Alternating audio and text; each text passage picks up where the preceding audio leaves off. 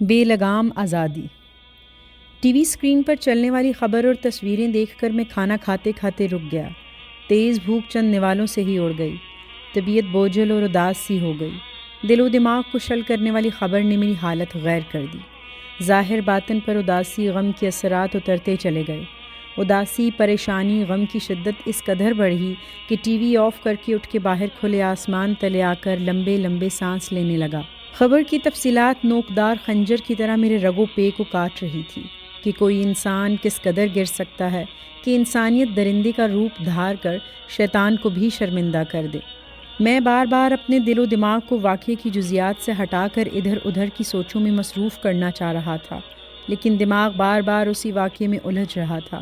12 سالہ معصوم، ذہنی طور پر معذور بچی کا چہرہ بار بار میری سوچوں میں آ کر بچھو کی طرح کاٹ رہا تھا۔ خبر کے مطابق 12 سے 14 سالہ معصوم ذہنی معذور بچی پر جنسی درندے کی بار بار درندگی کہ وہ بیچاری حاملہ ہو گئی۔ ذہنی معصوم 12 سالہ بچی جس کو اپنی خبر نہیں، جو قدرت کا معصوم پھول ہوتی ہے، سمجھ، شعور، عقل و فہم سے آری قدرت کے معصوم پھول کو کس طرح جنسی درندے نے بار بار درندگی کا نشانہ بنایا۔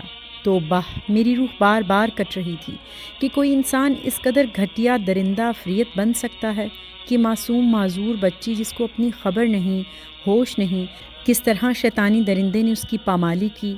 یہ واقعہ تو میڈیا پر آنے کی وجہ سے لوگوں کو پتہ چل گیا۔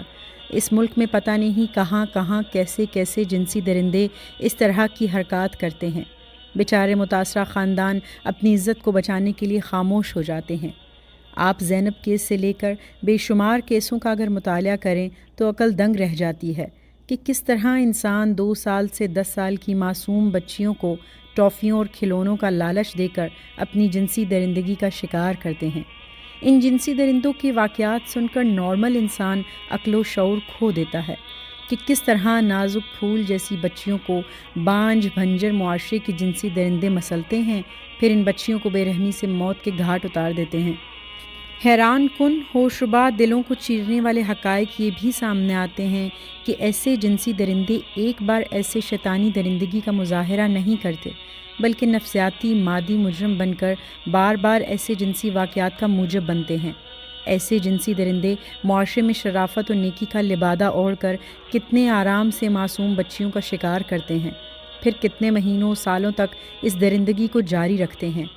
عام انسان اگر کوئی غلطی گناہ کرے تو اس کا ضمیر جاگ جاتا ہے اور وہ پھر ساری زندگی عرق ندامت میں غرق رہ کر اپنے گناہ کی تلافی کی کوشش کرتا ہے۔ ایک گناہ ساری زندگی اس کو ندامت کی آگ میں جھلساتا رہتا ہے۔ لیکن یہ جنسی درندوں کی کون سی نسل ہے؟ یہ عفریت نما جنسی جانور کہاں سے آ گئے ہیں کہ مسلسل جنسی درندگی کتنے آرام سے شرافت کا لبادہ اوڑھ کر کیے چلے جاتے ہیں۔ پچھلے چند مہینوں سے جنسی بے راہ روی درندگی اس قدر بڑھ گئی ہے کہ وطن عزیز کا کونا کونا اس آگ سے جھلس رہا ہے۔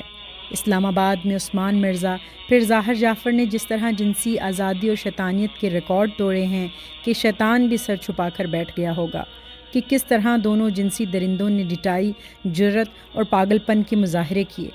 پھر سڑک پر رکشے میں سوار شریف زادیوں پر آوارہ قماش نوجوانوں کے حملے اور جنسی دست درازی، اور پھر مینار پاکستان پر سینکڑوں نوجوانوں نے بے شرمی اور شیطانیت کے سارے ریکارڈ ہی توڑ دیے۔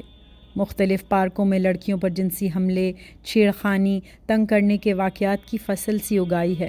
آپ اخبار اٹھائیں، میڈیا کو دیکھ لیں یا پھر ٹی وی چینل کو آن کر لیں، بے لگام جنسی درندوں کی یلغار آپ کو ہر طرف نظر آئے گی۔ یہ جنسی بے لگام آزاد نسل کسی بھی خوف سے آری کس طرح دھڑلے سے خواتین پر حملہ آور نظر آتے ہیں، اور پھر سر دیواروں میں مارنے کو دل چاہتا ہے کہ ان کی جنسی درندگی معصوم معذور بچیوں تک کو پامال کرتی نظر آتی ہے۔